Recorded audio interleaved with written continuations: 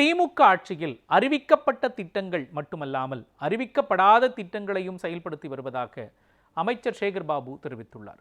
சென்னை கிழக்கு மாவட்ட திமுக சார்பில் முதலமைச்சர் ஸ்டாலின் பிறந்த நாளை முன்னிட்டு 175வது நாளாக அன்னம் தரும் அமுதக்கரங்கள் நிகழ்ச்சி நடைபெற்றது.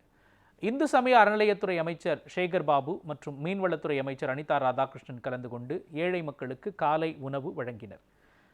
நிகழ்ச்சி இடத்தில் கேக் வெட்டி பொதுமக்களுக்கு வழங்கினர்.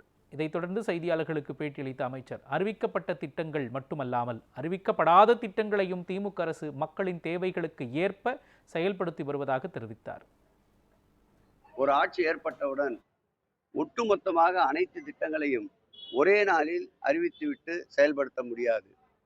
முதலில் ஆட்சி ஏற்பட்டவுடன் அறிவிக்கப்பட்ட தேர்தல் வாக்குறுதிகள், அடுத்து மக்களுக்கு தேவைப்படுகின்ற இன்றியமையாத பல்வேறு தேவைகள், இவைகளை ஒன்றின் பின் ஒன்றாக நிதிநிலைக்கேற்ப மக்களுடைய அதிக தேவைக்கேற்ப திட்டங்களை தொடர்ந்து செயல்படுத்தி வருகின்றோம்.